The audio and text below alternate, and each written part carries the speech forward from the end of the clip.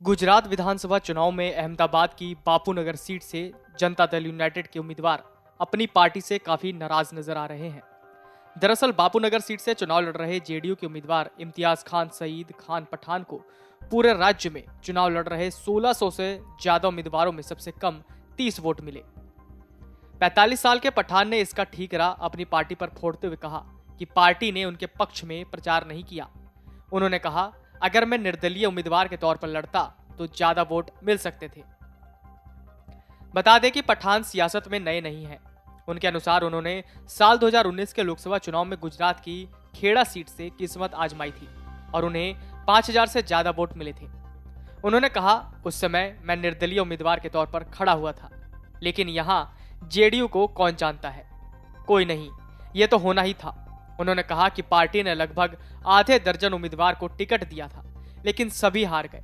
गुजरात की कुल 182 विधानसभा सीट पर चुनाव लड़ने वाले 1621 उम्मीदवारों में से पठान को सबसे कम वोट मिले। भारतीय जनता पार्टी ने इस चुनाव में 156 सीट जीतकर ऐतिहासिक विजय हासिल की। साल 2002 के गुजरात दंगों के दौरान गुलबर्ग सोसाइटी नरसंहार के प्रमुख गवाह पठान ने कहा कि 2019 के चुनाव के बाद वो असदुद्दीन ओवैसी की पार्टी ऑल इंडिया मजलिसे इत्तेहादुल मुस्लिमीन में शामिल हो गए थे और 2 वर्ष तक उसके सदस्य रहे।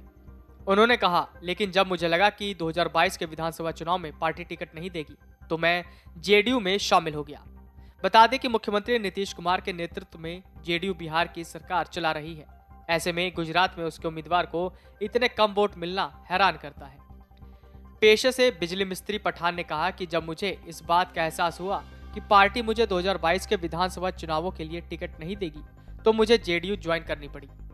उन्होंने बताया कि अन्य विधानसभा क्षेत्रों के कुछ उम्मीदवारों जिन्हें 100 से कम वोट मिले का जिक्र करते हुए खुद को सांत्वना पठान ने कहा, मुझे इस तरह की दयनीय प्रतिक्रिया की उम्मीद नहीं थी, लेकिन मैं इसे लोगों के फैसले के रूप में स्वीकार करना चाहता हूँ। अहमदाबाद जिले की चर्चित बापूनगर विधानसभा सीट के नतीजे घोषित हो चुके हैं।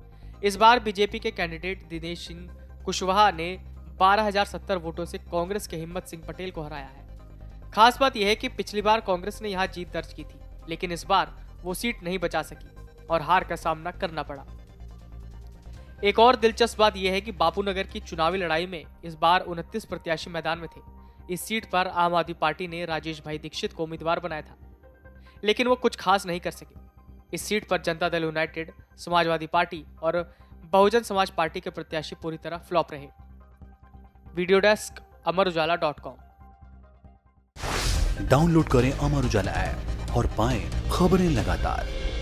अगर आप ये वीडियो YouTube पर देख रहे हैं तो हमारे चैनल को सब्सक्राइब करें और बेल आइकन को दबाना ना भूलें। अगर आप Facebook पर ये वीडियो देख रहे हैं तो हमारे पेज को लाइक करें।